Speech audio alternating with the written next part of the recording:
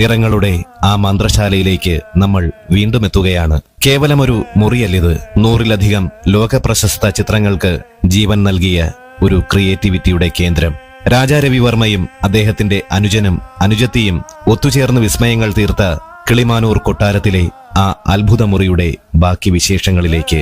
രാജാ രവിവർമ്മയുടെ കാലശേഷം, അതായത് 1940-കളിൽ ശ്രീ ചിത്തിര തിരുനാൾ മഹാരാജാവിന്റെ പ്രത്യേക താൽപര്യപ്രകാരവും ആവശ്യപ്രകാരവുമായിരുന്നു കൊട്ടാരത്തിൽ സൂക്ഷിച്ചിരുന്ന ആ അമൂല്യ ചിത്രങ്ങൾ ജനങ്ങളിലേക്ക് എത്തിക്കാൻ തീരുമാനിക്കുന്നത്.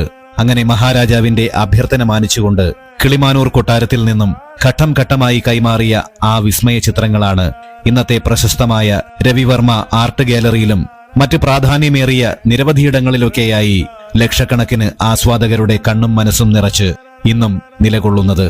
അതെ, ആ ചായക്കൂട്ടുകൾക്കെല്ലാം ജീവൻ പിറന്ന പുണ്യഭൂമി ഇതാണ്.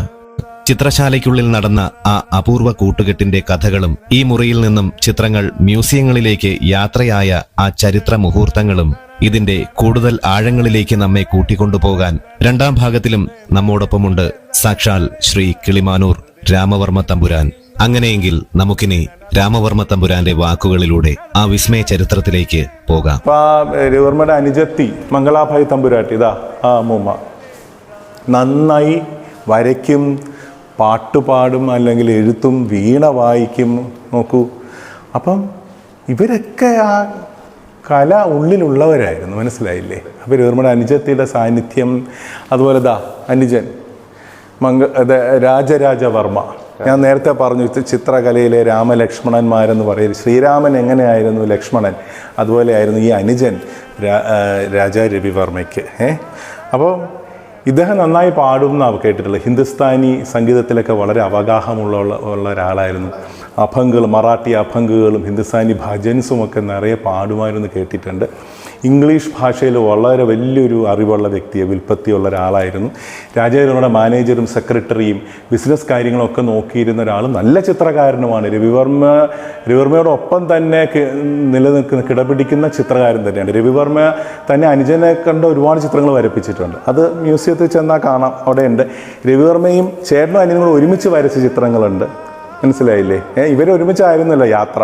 അപ്പോൾ രവിവർമ്മയുടെ ഏറ്റവും വലിയ എന്താ പറയുക, അങ്ങനെ ഒരു കുഞ്ഞനുജൻ, 10-12 വയസ്സ് വ്യത്യാസം ഉണ്ടായിരുന്നു ഈ ചേട്ടനും അനിയനും. അപ്പോൾ ഇവരുടെ ഒക്കെ സാന്നിധ്യം. അപ്പം അങ്ങനെ ഈ ചിത്രശാല ഇന്നും നിറഞ്ഞു നിൽക്കുകയാണ്. ഇനി മറ്റൊരു പ്രധാനപ്പെട്ട അതിലേക്ക് ഞാൻ വരാം. ജന്മനാട് കിളിമാനൂർ ആയിരുന്നെങ്കിലും കർമ്മഭൂമിയായ ബോംബെയിൽ ആദ്യമായി പ്രിന്റിംഗ് പ്രസ് തുടങ്ങി പ്രശസ്തിയുടെ കൊടുമുടിയിൽ നിൽക്കവേ കൂടെയുണ്ടായിരുന്ന അനുജന്റെ അപ്രതീക്ഷിത മരണം രാജാ രവിവർമ്മയെ എത്രത്തോളം തളർത്തിയെന്ന ആ വികാരനിർഭരമായ ചരിത്രം കിളിമാനൂർ രാമവർമ്മ തമ്പുരാൻ നമ്മളുമായി പങ്കുവയ്ക്കുന്നു.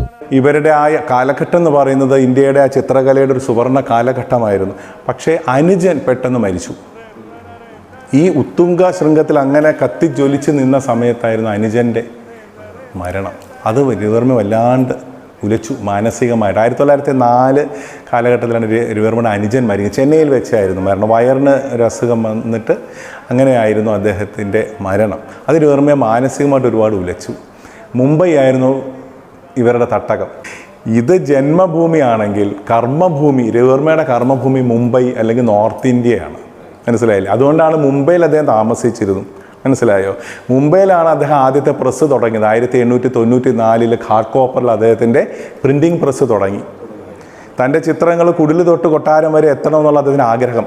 പ്രഭു കുടുംബങ്ങൾ, രാജാക്കന്മാരുടെ സ്ഥലങ്ങളിലും അല്ലെങ്കിൽ കൊട്ടാരങ്ങളിലും മറ്റു സ്ഥലങ്ങളിലും മാത്രമല്ല, പണക്കാരുടെ അടുത്തും മാത്രമല്ല, സാധാരണ ജനങ്ങളുടെ വീടുകളിലേക്കും, അതാണ് കുടിൽ തൊട്ട് കൊട്ടാരം വരെ. അതുകൊണ്ടാണ് അദ്ദേഹം രവിവർമ്മ പ്രിൻറ്റിംഗ് പ്രസ് തുടങ്ങിയത്, മനസ്സിലായോ? ആ പ്രിൻറ്റിംഗ് പ്രസ് തുടങ്ങിയത് 1894 ഘാട്ട്കോപ്പറിൽ. പിന്നെ അത് അവിടുന്ന് ഷിഫ്റ്റ് ചെയ്ത് പൂനെക്കടുത്ത്, അല്ലെങ്കിൽ മുംബൈ പൂന റോഡിലെ ലോനാവാല എന്നുള്ള സ്ഥലത്ത് ഒരു 100 acres ലാൻഡ് പർച്ചേസ് ചെയ്ത് അവിടെ ഒരു വലിയൊരു എസ്റ്റാബ്ലിഷ്മെൻറ്റ് ചെയ്തു. അതാണ് പിൽക്കാലത്ത് വളരെ പ്രശസ്തമായ രവിവർമ്മ പ്രിൻറ്റിംഗ് പ്രസ്. ആ പ്രസ്സിൽ നിന്നാണ് ജർമ്മനിയിൽ നിന്ന് ടെക്നീഷ്യൻസിനെയും അല്ലെങ്കിൽ മെഷീനറീസും അതും ഇതും എല്ലാം ഇങ്ങോട്ടേക്ക് കൊണ്ടുവന്ന് ഇമ്പോർട്ട് ചെയ്ത് അത്ര 85,000 റുപ്പീസ് ഇന്ത്യൻ മണി അന്ന് സ്പെൻഡ് ചെയ്ത് തുടങ്ങിയ വലിയൊരു പ്രസ്ഥാനമായിരുന്നു ആ പ്രസ്. ആ പ്രസ്സിൽ എത്രയോ കലാകാരന്മാർ രവിവർമ്മയെ സഹായിക്കാനായിട്ടുണ്ടായിരുന്നു എന്നറിയോ? എത്ര പേര് എന്നുവെച്ചാൽ ഒരാളെ കൊണ്ട് മാത്രം അല്ല, എത്രയോ പ്രിൻ്റുകൾ വേണം. ടെക്നിക്കലി ഒരുപാട് ആൾക്കാർ വരും ടെക്നോളജിയുടെ ഭാഗമായിട്ട് വരുമ്പോൾ. അന്നത്തെ കാലത്ത് ഇന്ത്യയിലെ ഏറ്റവും എന്താ പറയുക, ഇന്നിപ്പം നമുക്ക് ഒരുപാട് പ്രസ്സുകൾ പല ടൈപ്പ് ഉണ്ടല്ലേ, അത്യന്താധുനിക ടെക്നോളജി. അന്നത്തെ കാലത്തെ അത്യന്താധുനിക ടെക്നോളജിയിലുള്ള പ്രസ്സായിരുന്നു അത്. മനസ്സിലായില്ലേ? ജർമ്മനിയിൽ നിന്ന് കൊണ്ടുവന്നു എന്ന് ആലോചിക്കണത്. സായിപ്പാണ്, അല്ലെങ്കിൽ അന്ന് സ്ലേഷർ എന്ന് പറഞ്ഞ സായിപ്പിനെയൊക്കെ അദ്ദേഹം കൊണ്ടുപോകുന്നു, ആ ടെക്നീഷ്യനെയൊക്കെ. അപ്പം ഇവരൊക്കെ കൂടെ ആയിരുന്നു ആ പ്രസ് കൊണ്ടുപോയിക്കൊണ്ടിരുന്നത്. അപ്പോൾ ഇതിനിടയ്ക്ക് രവിവർമ്മയുടെ അനുജൻ്റെ മരണം, പിന്നെയോ പ്ലേഗ് എന്ന് പറഞ്ഞിട്ട് നമ്മുടെ ഇന്നത്തെ കോവിഡ് എന്നൊക്കെ പറയുന്ന പോലെ അന്നത്തെ കാലത്ത് പ്ലേഗ് പൊട്ടിപ്പുറപ്പെട്ട്, ആ അസുഖം പൊട്ടിപ്പുറപ്പെട്ട് മുംബൈയിൽ തന്നെ അന്നത്തെ കാലത്ത് 2-2.5 ലക്ഷത്തോളം ആൾക്കാർ മരിച്ചു എന്നാണ് പറയപ്പെടുന്നത്. അപ്പോൾ എന്താ പറ്റുക, ഈ പ്രസ്സൊക്കെ നഷ്ടത്തിലായി. പ്രസ് ലോസ് വരുമല്ലോ. അപ്പം കോവിഡ് കാലത്ത് നമ്മൾ കണ്ടിട്ടില്ല, എത്രയോ ബിസിനസ് എസ്റ്റാബ്ലിഷ്മെൻറ്റ്സ് പൂട്ടി എന്ന് പറയുന്ന പോലെയാണ് അന്നത് സംഭവിച്ചു.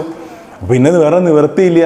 അപ്പോൾ രവിവർമ്മ എന്താ ഒരു ഡിസിഷൻ എടുത്തു, ഞാൻ തിരികെ ഇത് മുംബൈ ഉപേക്ഷിക്കുകയാണ്, തൻ്റെ തട്ടകം ഉപേക്ഷിക്കുന്നു. ഈ പ്രസ് ആ ജർമ്മൻ സായിപ്പിന് അല്ലെങ്കിൽ ആ ടെക്നീഷ്യനെ സ്ലേഷർക്ക് വിൽക്കുകയാണ് ചെയ്യുന്നത്. മനസ്സിലായോ? വിറ്റിട്ടാണ് അദ്ദേഹം ഇങ്ങോട്ട് വരുന്നത്. മനസ്സിലായില്ലേ? തന്റെ കർമ്മഭൂമിയിലെ പ്രിന്റിംഗ് പ്രസ് വിറ്റതിനു ശേഷം വീണ്ടും ജന്മനാടായ കിളിമാനൂരിലേക്ക് രാജാ രവിവർമ്മ മടങ്ങിയെത്തുമ്പോൾ അവിടെ വെച്ച് വരച്ചു തീർക്കാത്ത ചില അപൂർവ ചിത്രങ്ങളും അദ്ദേഹം കൂടെ കരുതിയിരുന്നു. ആ ചിത്രങ്ങൾക്ക് പിന്നിലെ രഹസ്യങ്ങളും വിശേഷങ്ങളുമാണ് നമ്മുടെ അടുത്ത എപ്പിസോഡിൽ കാത്തിരിക്കുന്നത്. അപ്പോൾ കിളിമാനൂർ കൊട്ടാര കഥകളുടെ ഈ 2ാം ഭാഗം നിങ്ങൾക്ക് ഏവർക്കും ഇഷ്ടമായെങ്കിൽ നിങ്ങളുടെ വിലയേറിയ അഭിപ്രായങ്ങൾ ഇപ്പോൾ തന്നെ കമന്റായി രേഖപ്പെടുത്തുമല്ലോ. 2ാം ഭാഗം ഇവിടെ പൂർണ്ണമാവുകയാണ്.